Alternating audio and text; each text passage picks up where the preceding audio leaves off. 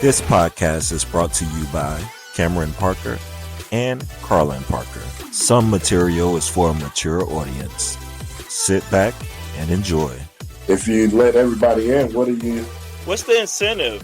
pretty much getting NBA-ish? Let me tell you what the conservatives say DEI stands for. Didn't earn it.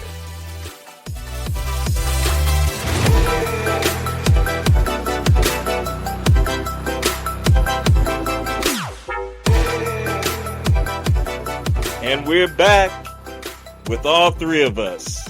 You know what? We decided to bring the eldest back on this week. Well, you had to. I'm the most handsome, the most debonair. It had to happen. The most conceited. Oh. Too much Leo energy in here. The Leo energy needs to dampen down out just a little bit. I'm a Virgo, not Leo. Your mother was a Leo, remember? Oh. No, you're a Leo. Get out of here. They got that wrong. Fake confidence for conceitedness. That's right. Now, don't get it twisted. Confidence versus conceitedness. There is a difference. We're back on the couch, guys, and we're arguing today because somebody wants to be a Virgo / Leo / I don't know what else. What other sign he is. You got to do your life number, see what all your signs. Don't hate Carlon. Yeah, what's your life path number? Do you know, brother? Do you know your numerology? I do not. I am not into the numbers and psychic hotline stuff. Well, it doesn't matter if you're into it or not. These numbers have existed well before you were on this earth. The sun, the moon, the stars have always been here, and they're not changing. I do understand that, my brother. I'm not going to put myself in a box. But it's not putting in a box. Not at all. Box. Oh, see, now we got it. This is what happens when you are the eldest. You know, this is why you become the most stubborn. You're in your ways. You got some things about you. Get off my lawn. Well, see, some things don't need to change. Some things do. We have to hold on to those things that are true. Oh, okay, you white supremacists. Okay, Maya Angelou. Yeah. We got a poet over here. I got a poet. Poet and didn't know it. Oh boy. Oh God. Here we go. We got to work on it because that's an episode in itself because there's a lot of you got some old thinking ways with that one. That's all I'm gonna say. Well, brother, I am the eldest. It is appropriate. So it is appropriate. Now, what was y'all week like? I just want to know. We got to do a check-in before we get in because for me, let me tell you, we're in our third winter now in DC. Sick of it. And it's made this week a little depressing. I'm just like, oh my gosh, I cannot get myself going and motivated this week. Oh, same here, man. Weather's been crappy and just some circumstances haven't been the greatest this week. Well, I'm happy to have gotten medication and I'm no longer coughing up a lung. I can hear and breathe and talk clearly and laugh without dying. You do know your brother was near death, right? No, but I need some of that medication because I'm coughing up a lung myself. Yes. I have to ask him every day, are you dying? Because it's just a little every day. Yeah. It's some good antibiotics, brother. Some good Mucinex. He had sinusitis or something. I forgot what. Sinusitis. Yeah. It was bad. It's been a rough week over here in the household. Let me tell you I was that. patient zero at work. Now everybody's like coughing up a lung and they think I gave it to everybody. I was like, listen, I have sinuses. So I don't know what y'all got. Yeah. That's something different. Yes. Sinuses are kicking my butt right now. Absolutely. So if y'all hear it's a little congested, there you go. We're all battling the same thing, brothers, because we are brothers. We are brothers. Do the same thing together. Yeah. It's that time of year. It is. All that.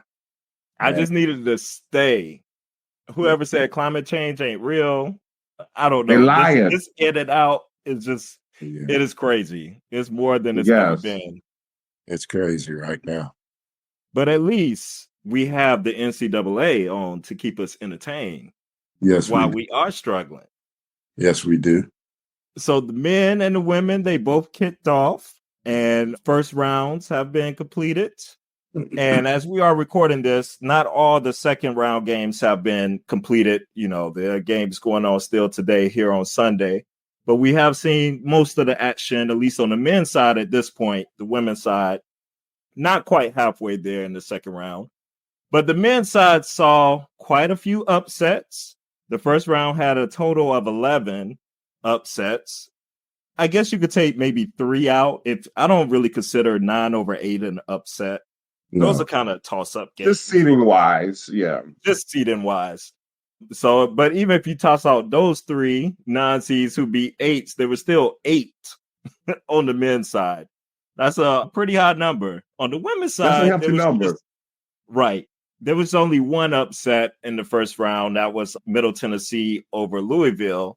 But that's not to say some of the games were not competitive, because a lot of those top seeds were down too in some of those games and had to do some fighting to come back. But let's get into a little bit of tournament talk here. I'm curious what has kind of caught y'all eye this first round here. You know, we could go either way, men or women, before we dive into some stuff deeper. Boy, Kentucky laid an egg, didn't they? Are we surprised? I think out of the last 5 years, they've got out of the first round maybe like once. So it's becoming a trend.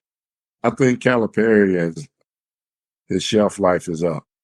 I think he's been around the game a little bit too long, and he switched up his style a little bit too much to accommodate, you know, the young guys today. And I know you do have to evolve with times, but you also have to stick with what got you there. Yeah. And what got him there was defense, rebounding, you know, and just being real scrappy and playing hard.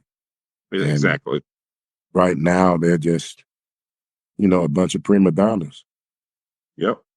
It's like, I think, like you said, they lost their toughness. I hate to say that, but they're not gritty. When times get hard, they get lost. And they played some really dumb basketball down the stretch. Terrible shots, terrible turnovers. Even some of the shots they hit, I'm like, oh, that's a bad shot. And it still went in. But yeah, I think overall the SEC is disappointing. It seemed to be a very overrated conference. And I think the ACC was vastly underrated in the selection process. That's my takeaway. Yeah.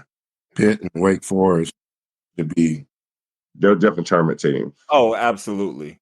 They should have replaced some of these teams. Yeah. I definitely agree with that. Interesting. Back to the Kentucky thing real quick. You know, Jay Wright was talking about pretty much how you cannot win with those days of winning with freshmen are gone right now in this day and age. And it's about, you know, seniority, like especially with the transfer portal and the way things are going. And you have all these older players who are like 24, 25 on teams and putting it to the people in the tournaments. I know we've had talks about this before. It's not like, you know, it wasn't something, no lightning rod or anything with him talking about this, but I'm curious, do y'all agree with that? Do you think the style that Cal was going on, you know, having so many one and dones, do you think that era is kind of over now with college? You have to think the cycle that we went through with COVID created super seniors, and those super seniors, man. So like you said, man, you got people 25, 26 out there playing with an 18-year-old. That's a competitive disadvantage. He's a tough grown man, you know, going up against a guy that just went through puberty. Right. I think the Goki kid for Oakland, when he like 24 or 25 or something? older than that, I believe. Yeah, he was just older. But I think the one and dones were kind of like overhyped. I don't think they brought many national championships. I think Kentucky maybe won one with AD when he was a freshman.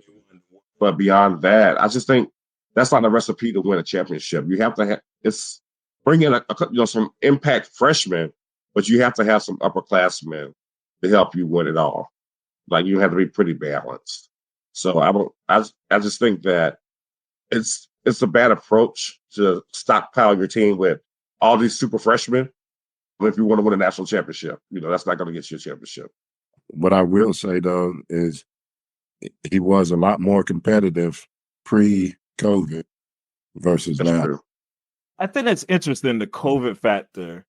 That you're right, that has changed so much, and it's such a unique time. No one could really plan or account for this.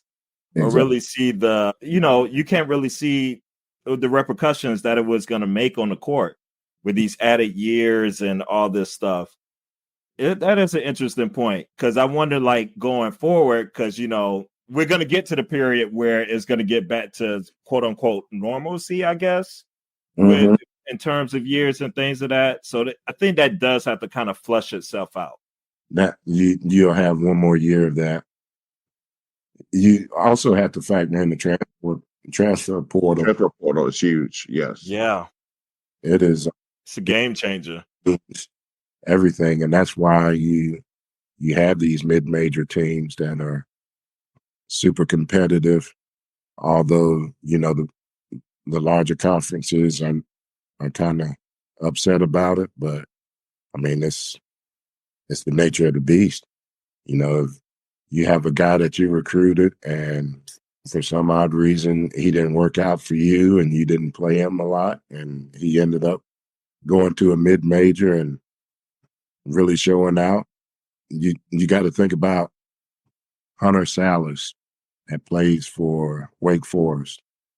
He was at Gonzaga and was not receiving the time that he should have received because exactly athletic kid, played tremendous defense, but he wasn't valued at Gonzaga. And so he goes to Wake Forest and look what he becomes. Exactly. It's a wonderful opportunity for kids that deserve it. Like they put in the time, the effort, they've practiced, they've worked hard, they worked the game. They need the opportunity to be able to show that. So I'm happy with that, with the transfer portal. Yeah. I look at Carolina. We benefited greatly with Ingram. Like he's a changer for us. All of them, Yeah, absolutely.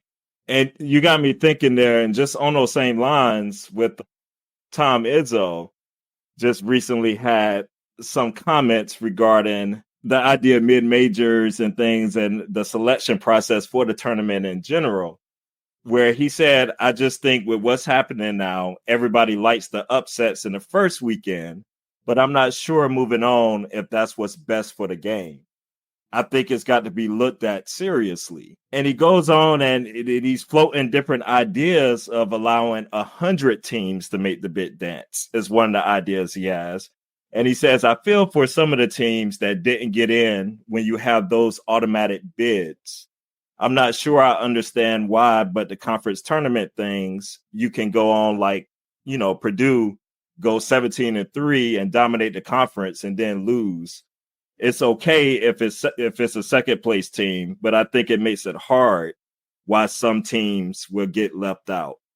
So he's kind of hard here on these automatic bids and stuff for mid-major conferences. Where was this coming from with Tom Izzo?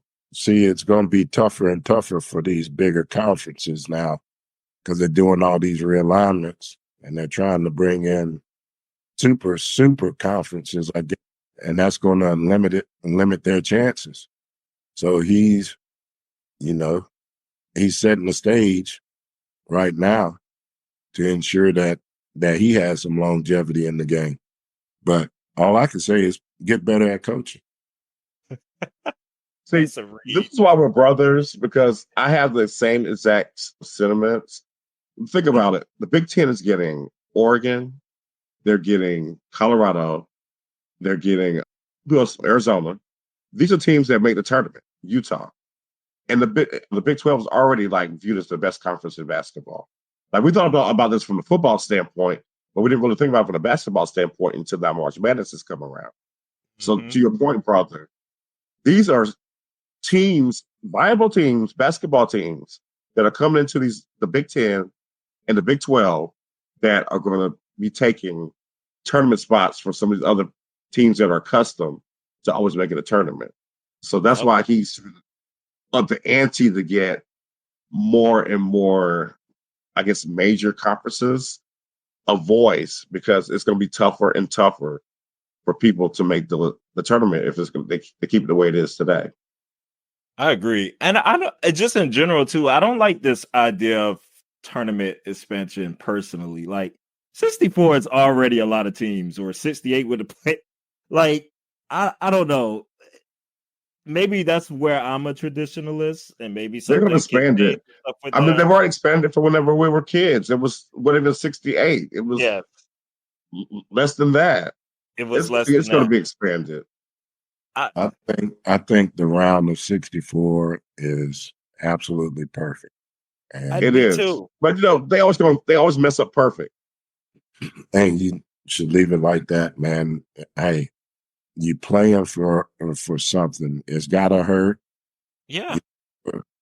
If you let everybody in, what's the incentive for the regular season to really play? Like, win conference and really go hard at each other. I mean, it's giving a participation trophy. Yeah. I don't like that. Pretty much getting NBA-ish, which I can't stand the NBA. Oh my gosh. We've been talking recently, like, usually at this point, I am so locked in on the NBA. Like, I haven't one game this year. Me either. I haven't watched a full game all season. We went to a basketball game. That's the only game we seen the whole. The only one we went to Sorry Wizards game. A Sorry Wizards game, and that's the only game I've seen all year. Yeah. It has me worried. Like, the product is not, for me, it's not going in the direction I like at all. It's not fun. I don't like the way they play basketball right now. Well, nobody's playing hard. Everybody. No. I've watched some games, and you can see people waltz through the lane and make a layup, and you got these guys putting up these astronomical numbers, and you're like, yes, this is crazy. At 50, I might go out there and score 10. Absolutely. I mean, we're all like old men, get off my lawn when it comes to that. Like, definitely kind of protected of that old NBA and just basketball in general. It's something to that grit and grinding, and that just makes it fun. Oh yeah. Competitiveness. So we like to when people compete. I don't think they're competing. No, they're not competing. And these guys, they're all out for self now. They're all overpaid. Yeah, oversaturated, overhyped. Rivalry meant something. Like if Lakers, Celtics, Philly, Celtics, Lakers. I mean, just even with us, used to mean something. Even with us, Bulls and Pistons, Mm-hmm. Yes, you're right. Those things meant something, and those guys, they weren't leaving. Exactly. No. That's when they really started going down. When everybody started mixing and going everywhere and agency, you never saw that. No. It made me, because it was hard to like have a team to root for. Like, I had to become like a players guy, because the players just gonna be everywhere. They're everywhere. Exactly. That's a little bit of fantasy going into that too. I think when you think about the impact of fantasy football, fantasy basketball, people follow players more than they follow teams now. Yeah. Gambling is guilty. Yep, gambling is in the blood in this household. Yeah. Especially fantasy football. Don't take Not away so my much fantasy. basketball. Y'all better not take away my fantasy sports. Nope. Y'all letting Rosie B come out in you. Yes. Yes. Absolutely. Absolutely. But what about our heels, though? Talking about grit and grinding. How are we feeling about our Tar Heels? We can't leave this without having a conversation on the Heels, who are in the Sweet 16, the school with the most tournament wins in NCAA history. Oh, yeah. Yes. Most Sweet teams in the NCAA history. Yes. Most Final Fours in NCAA history. We are a blue collar team, brother. I love it. Lunch pail and hard hat.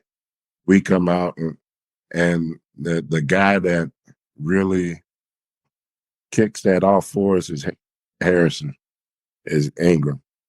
Like he's a gritty young man, and hey, he wears his emotions on his sleeves. He talks a little bit. You know, when somebody's talking to him, all that does is fire him up. I'm like, oh yes, absolutely. He comment about Michigan State's. He said, "Man, Michigan State's guys talk more junk than I've ever heard all year." Oh, I didn't even hear that. That's what he said. Yeah, but I like it. And where they at right now? At the house. Love it. See, I told Cameron when we first saw this team play, I said, Ingram's my guy. I love the way he plays. Whenever his shot is on, I think that's like gives us the best chance to win. Unbeatable. When he's our third best scorer, we're tough to beat. So I'm glad that he showed that prowess the last game. Yes, sir, brother. And we need Cadeau to play a little better, and we need Cormac to hit timely threes. Be more consistent. He has to hit the shots. He hit a couple and stuff this game, but he's still not at that consistency level that's gonna take home a championship. Yeah, he's still There's still some dogs out there. Yeah. Oh, we want to score. If Alabama's in that next round, we need buckets. Oh yeah. Oh yeah, we can't be missing shots against Alabama, so they get out. Now, you know what? You know who I was really disappointed with was Auburn. Oh yes, I'm over here hyping Auburn up. The last episode, who was it? Carl Parker. Who was the one saying like, who's gonna challenge UConn in the Sweet 16? Carlon. This idiot over here. Thank you, Auburn, for making me look dumb. Cameron, we did say that those Ivies, they keep it tight. Keep it tight. And I we thought they would have I did. too many horses for them to last. But you know, they kind of Auburn. I did say Auburn was going to get them in the second half, and at one point it looked like it. You know, they did. They were, and they were up at least 10. I know 10 points. At one point in the last like 5-6 minutes or something. Yeah. But they missed so many free throws down the stretch. Yes, they can't. They have no one to blame but themselves. They had a million chances. Oh yeah, it's all on them. You know, I know this is kind of off the subject, but what do y'all think about the Michigan hire? Oh, from FAU, from Florida Atlantic. That was interesting. It was an interesting hire. Wasn't that Coach May? We can flat out coach though. So yeah, that's he can have success. You know what we said, brothers, is always the flashy, trendy name that they're the name. Yep, the hot guy at the right time. And they, you're right. Just don't get those chances to fall on their face and then come back. They got Stack this year too, didn't they? Did Stackhouse lose his job? Yep, he got fired too. Coach of the year last year, I believe. The year before. I don't understand. Like, they're going to be growing pains and coaching. You're not going to be excellent all the time. But yet, do you think, is it only because too it's like the big power schools? Because you can't be in the mid-majors. Like Oakland's coach has been there, 40 years? You know, the bigger the name, I guess, the harder it is for someone to stay. Well, Stack, he did have an interesting comment earlier in the season. I think when they played Alabama or Ole Miss or somebody. He was like, yeah, when you buy a team, buy the players, you know, you can get good really quickly. So I think it was like, you know, he's at Vanderbilt. They don't have the NIL money that other teams have. Right. So he can't get the better athletes. So he knew he was behind the 8 ball all season. He's like, yeah. Academic. Yeah, academically as well. Yeah. So he's got a disadvantage in that respect. But you know what I'm kind of concerned about is, you know, these guys are big time basketball minds, and you mean to tell me that there's somebody out there that has a better mind than Jerry Stackhouse and Juwan Howard? I mean, right. That part. That's a good point. I'm like, where's the kind of loyalty for someone who put in a lot of years? I mean, who put in years to put your school on the freaking map themselves are playing there. Like, did they not get a chance to go through some things? Like, yeah. I mean, where's the loyalty for Juwan Howard, who was a student athlete that shed his blood, sweat, and tears for the university? Exactly. It's quite unfortunate. I mean, they were supposed to have Caleb Love and stuff this year too, but we saw how that didn't have was academics too. Yeah, academics. Yeah, Michigan's a tough school. Michigan has problems Vanderbilt had. Yep, getting guys in academically. Well, let's flip to the women's side real quick of the bracket. Caitlin Clark had an interesting comment that I saw whenever she was talking about excitement and that everybody has for them and stuff now, and just, you know, it's a lot to still get used to.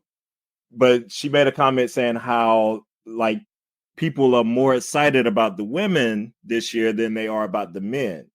Do you think that's proven to be true? I know my own excitement level for the women has increased. I can say that. I find myself watching more women's games since we did used to watch women's games often and stuff, but it was specific games. I wouldn't turn on a random women's game and kind of watch, but I do that now.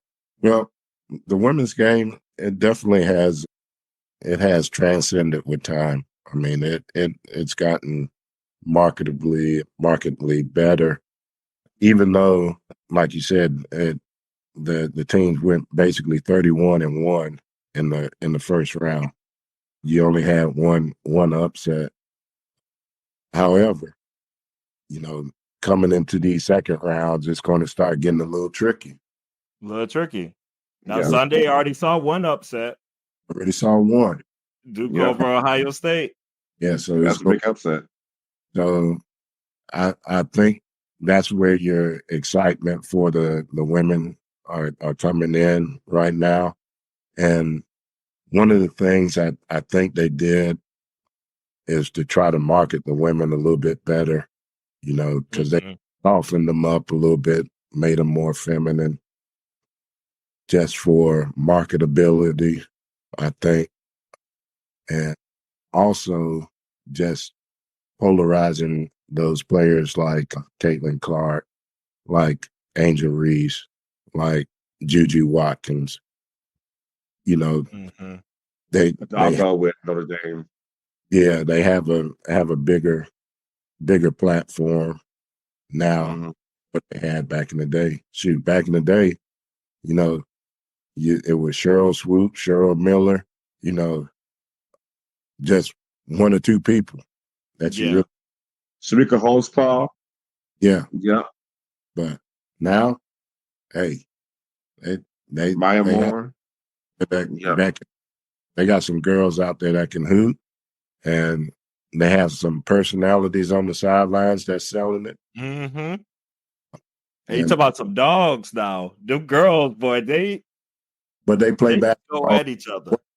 So if you want to see fundamental basketball, like I would tell my boys, you want to see how fundamental basketball is played, watch a girls' game. And to your point, Cameron, you know, we used to watch the women's Final Four all the time, you know, or the Elite Eights and stuff like the Connecticut teams, the Tennessee teams, the Carolina teams back in the day. But now I find myself watching South Carolina women play on a Tuesday night. I'm watching. Oh, yeah. Or I will play it on the Big Ten Network or whatever. Like, it's really grown a lot. But I was a fan like a long time ago. Like, I enjoyed those Connecticut teams and those Tennessee teams probably more so than the girls today, personally. But as a whole, I think the game's a lot more healthy. Like you said, brother. I hate to say it had a lot to do with the image, with making the girls, like you said, look more feminine for people who are novice fans to watch. But there's always that unspoken terms about women college basketball, about being very masculine and trying to play like men and stuff like that. It is, man. Though, really, it's unfortunate how our society is, but that's pretty much what it really boiled down to. Is right of those women. And women that play basketball were deemed to be a certain way, or look a certain way, or be a certain way, and them women still dogs out there. They play hard. They play hard. And I was so embarrassed to see South Carolina just annihilate. I watched about 3 minutes of that game, and I was like, I can't watch my Lady Tar Heels go down like I've seen South Carolina all year. They've done it to everybody. So it's okay. It's okay, Lady Tar Heels. I understand. Y'all Slay's the best coach in basketball, period. Yeah. Men, women, NBA, I don't care. Oh, yeah. And they were some shooters today. I'll tell you that. I try to tell y'all. I'm trying to tell you they can shoot now. They shot the lights out. Shot the lights out. Yes. I do want to see a collision course of those top teams, though. I need to see Iowa and LSU both making it to face back off. I hate they were playing the Elite Eight, though. That sucks. But hey, we'll just gonna say it's good enough. You know what? That's the difference between the women's game and the men's game. Marquee matchup. Inevitably see a 1-4, 2-3 matchup. Yes. In every bracket. Right. What you want to see, the top. It is. You want the upsets, but you don't want it to be the top seed. That's one part of Tom Izzo comment. I didn't agree with where he was going with the whole thing, but the part of like, we like upsets in the beginning, but we don't know about later on. No, I want to see the top teams when they get down to like the finals. The Elite Eight, I want to see the top teams. Yeah. Anytime there's like upset teams that kind of make it, it's kind of air is kind of out of it. Look at the Final Four last year. For me. Yeah, the Final Four last year was unwatchable unless your team was there.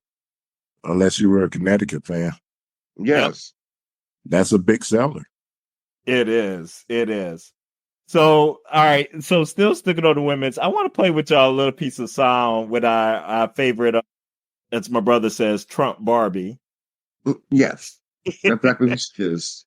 Trump Barbie. I was wondering how LSU was going to play, because this was made prior to their game that they had today, to see if they were going to be, had a lot of other stuff on their mind. But Ms. Mulkey has some things to say about the Washington Post and journalists. So let's take a listen. This reporter has been working on a story about me for 2 years.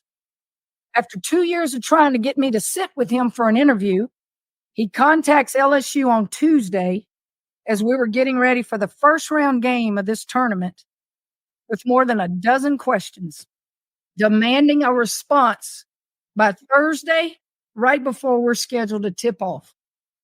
Are you kidding me? This was a ridiculous deadline that LSU and I could not possibly meet, and the reporter knew it.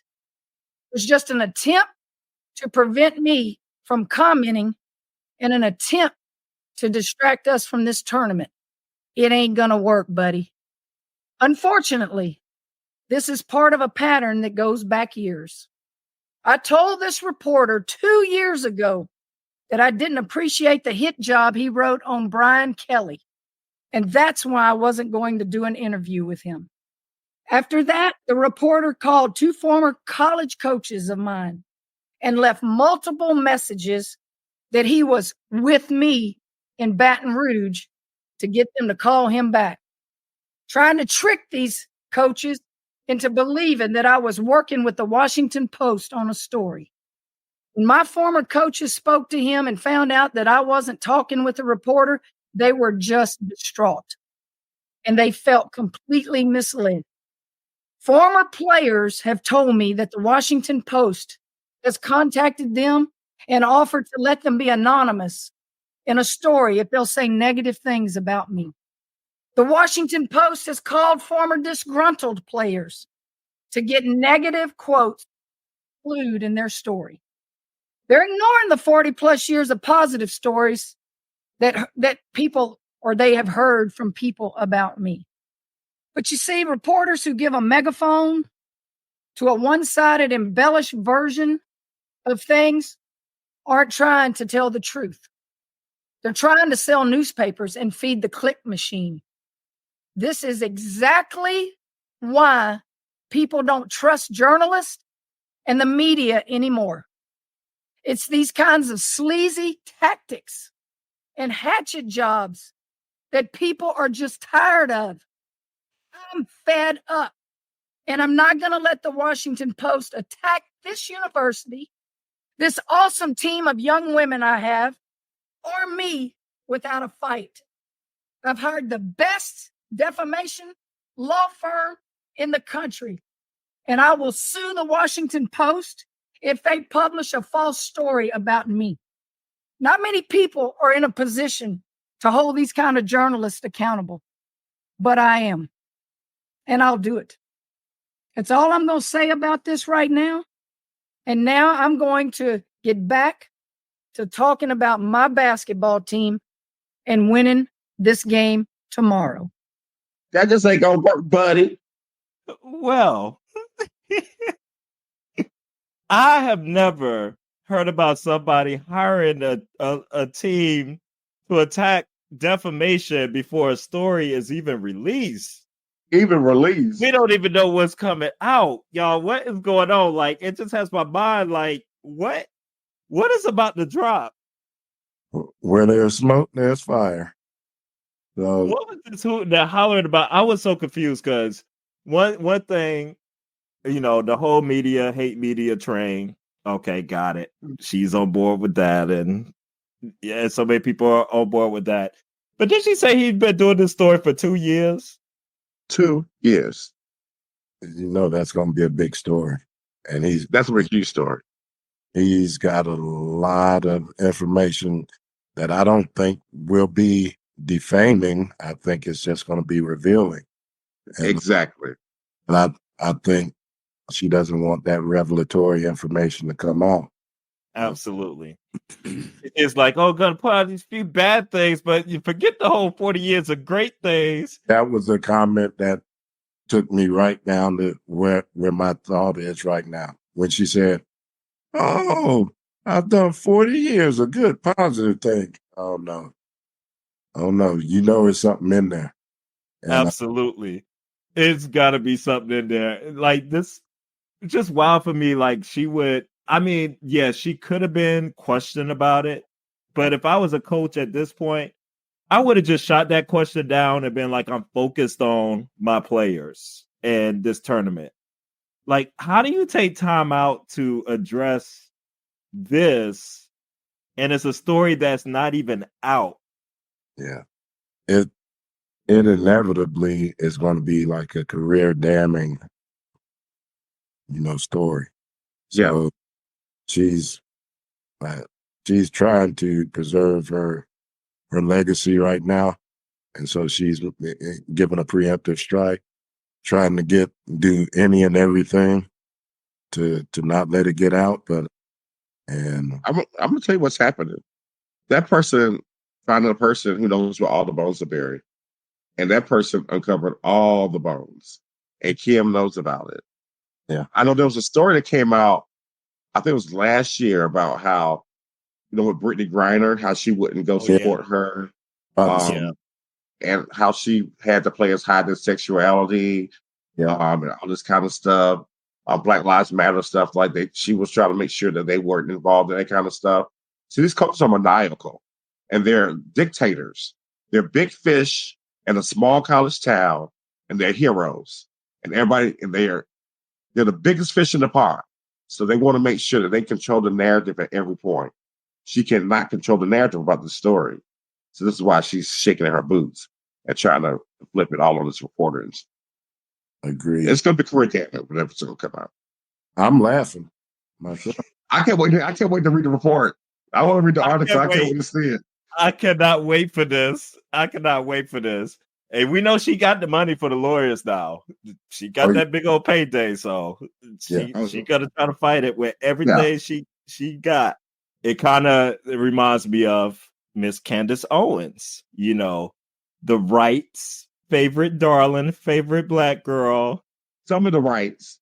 Bishop Carroll can't stand her. Who has this week finally discovered that she is both Black and a woman. Once he gave me wire. Wow. And that behind. Wow. Because she's all screaming about identity politics and these things don't matter. No, you will not win in the patriarchy. Certain people can get away with things. You cannot. And not even if you are fighting on that side.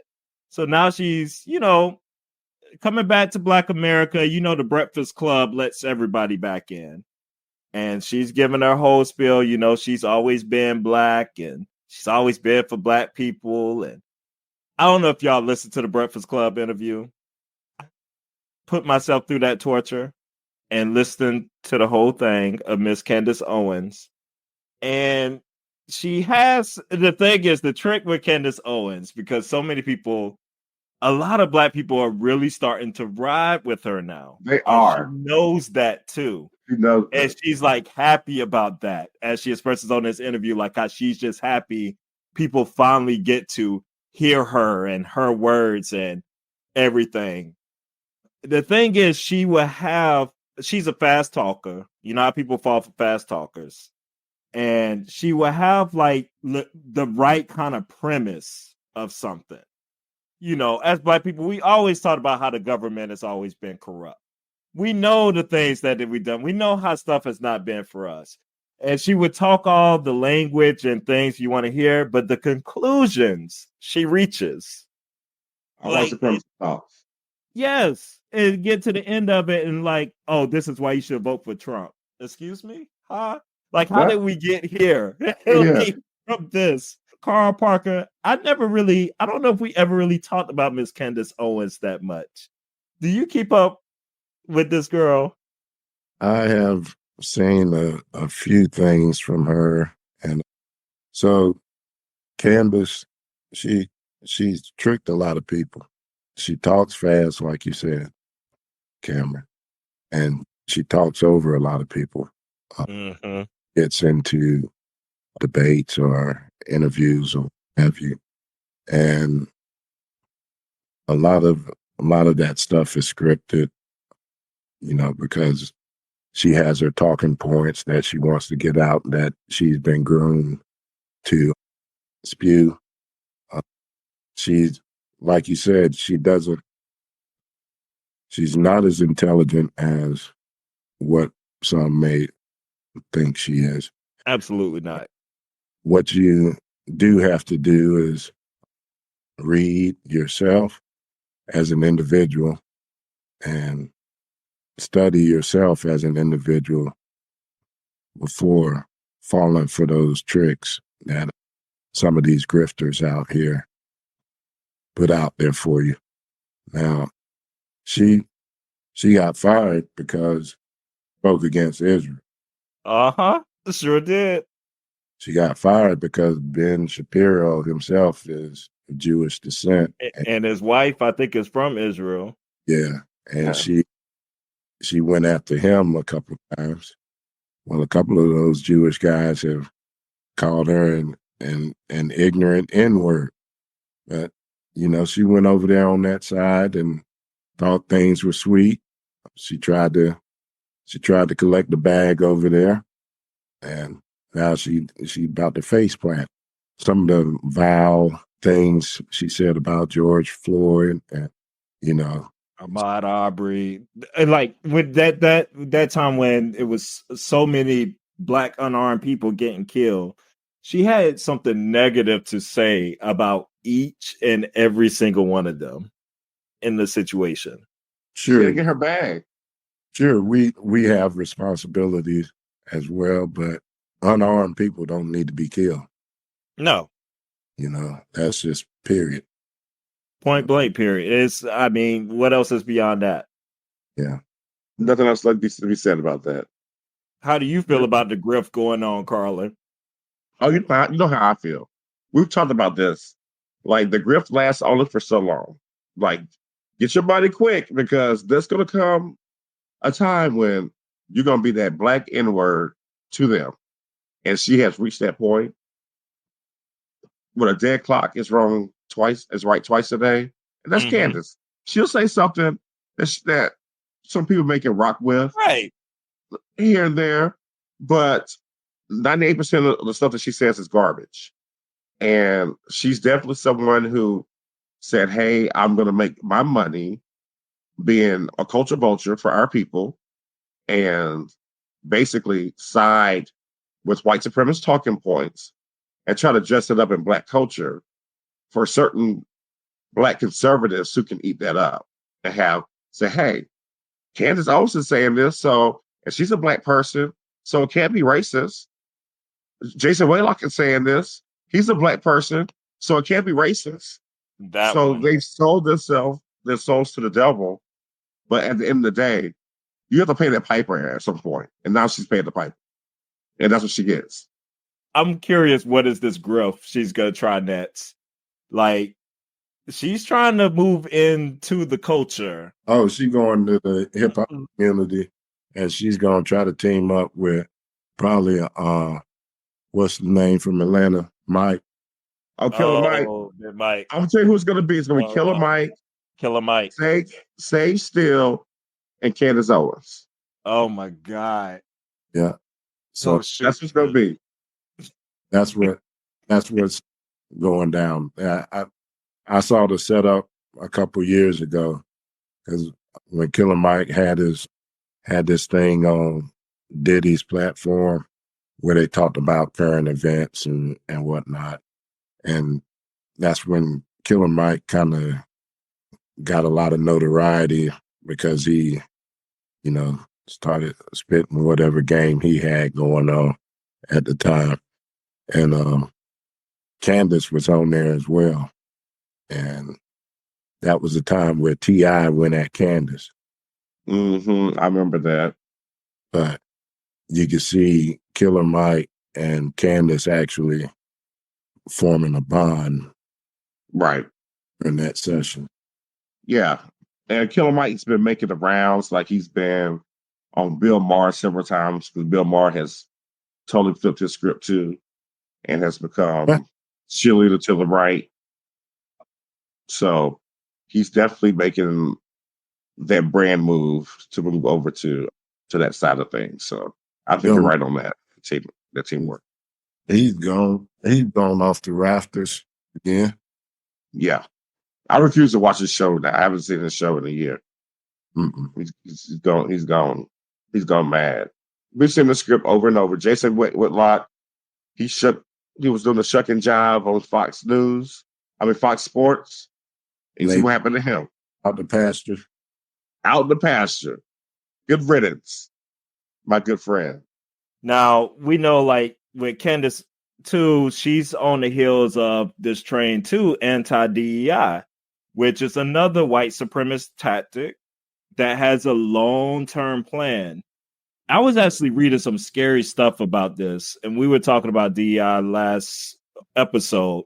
Just their long-term plan, what they have geared towards 2025, you see like a lot of the actions happening now. So in Alabama, they released their own anti-DEI bill now, where Governor Kay Ivey signed a sweeping bill into law against diversity, equity, and inclusion, where she says, my administration has and will continue to value Alabama's rich diversity Okay. However, I refuse to allow a few bad actors on college campuses or whatever or wherever else for that matter to go under the acronym of DEI, using taxpayer funds to push their liberal political movement counter to what the majority of Alabamians believe.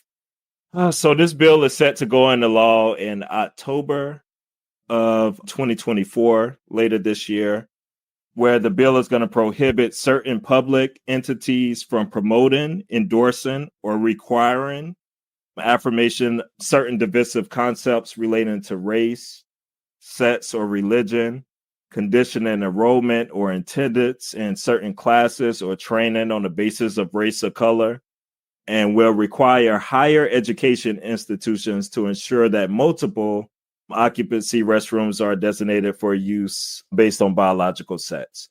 So those are all the things that's going to make sure are done away with. The train is rolling.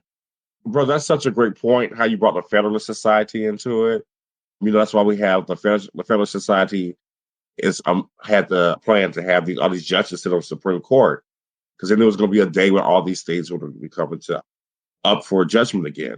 So Nicole Hannah-Jones, I don't know if you guys read her essay about colorblindness. Oh, yes.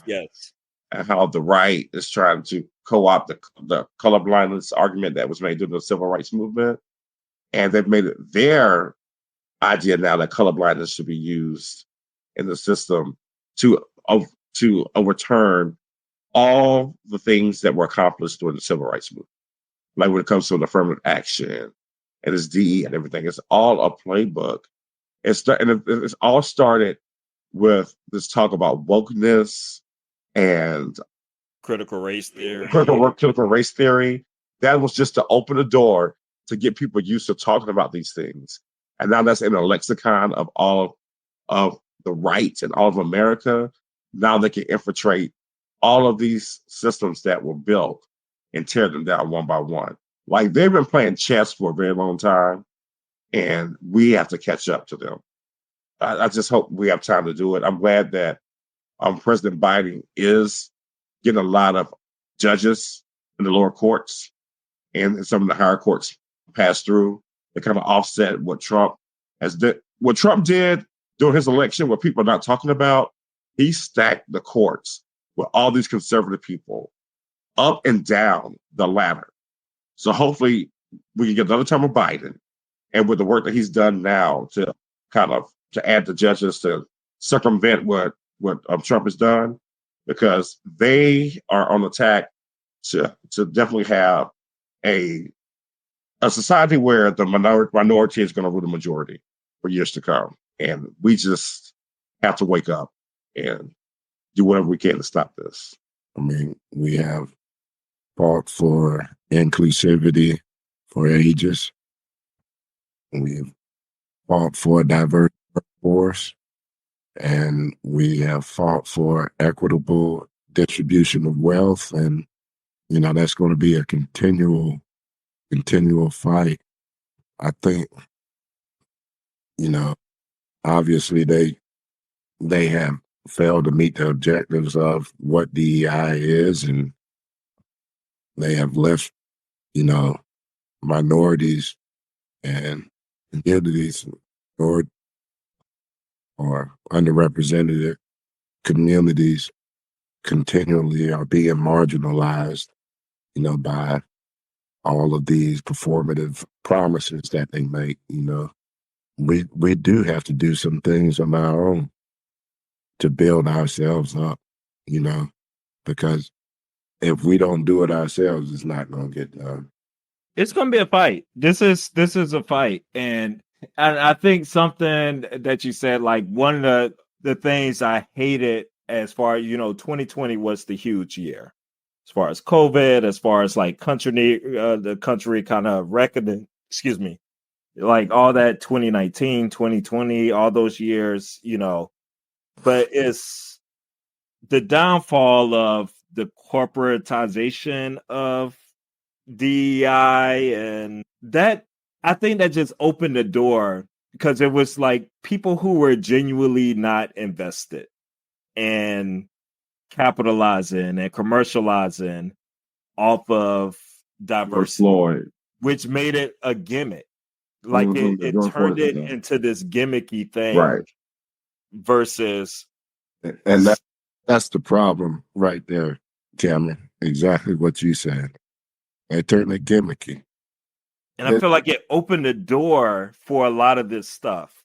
Yes, it to did. Slide in and people to have these ideas and these thoughts because that's what they see. They see the gimmicks and stuff out there, but not the reality of the importance of it. I just need people to ask themselves, do people go into all white spaces and question hiring practices?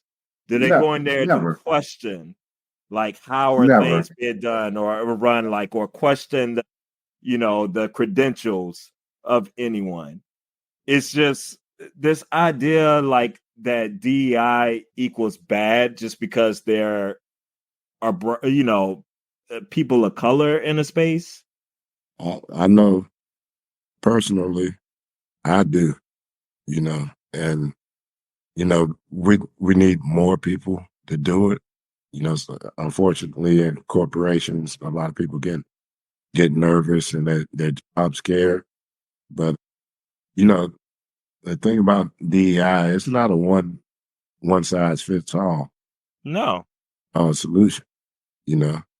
And it's going to take some strategy to do it. There's some things you got to have some awareness. You got to be tactical when you're doing it. There's got to be an integrated approach. It's got to be something sustainable.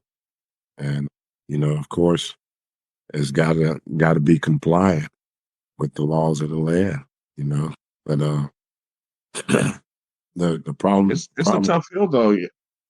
Even with all that, brother, let me tell you what the conservatives say DEI stands for. Didn't earn it. Mm-hmm. Mm. So I don't know, even if we do all these things, there's gonna be a certain faction of this public that we live in, our country, that's gonna look at us and say we didn't earn it. You don't deserve to be there. You don't deserve to be there. You're only there because of this. Well, that can be easily refuted. Yes, we can refute that, but they're not going to believe it. They don't believe it. They don't understand truths. They don't believe in truth.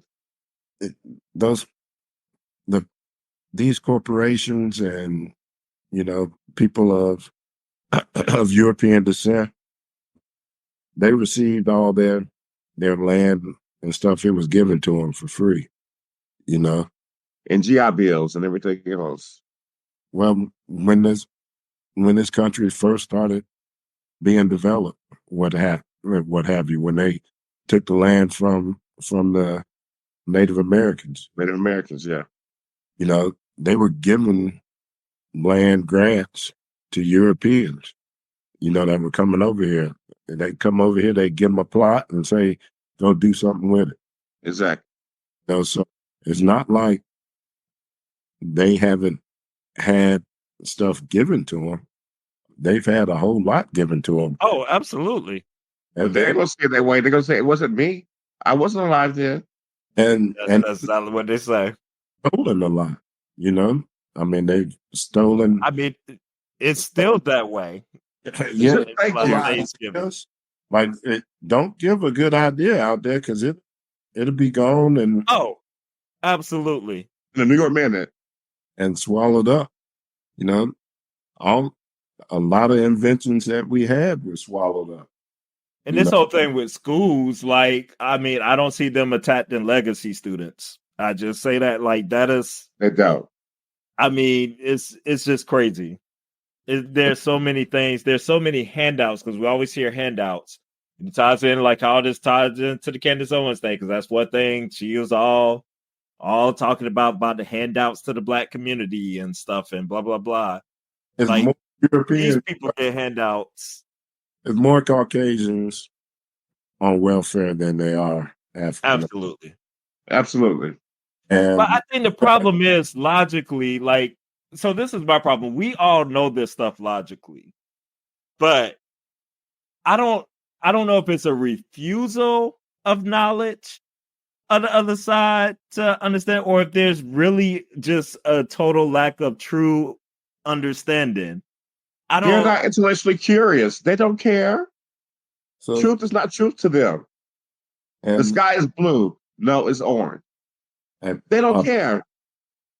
They're illogical.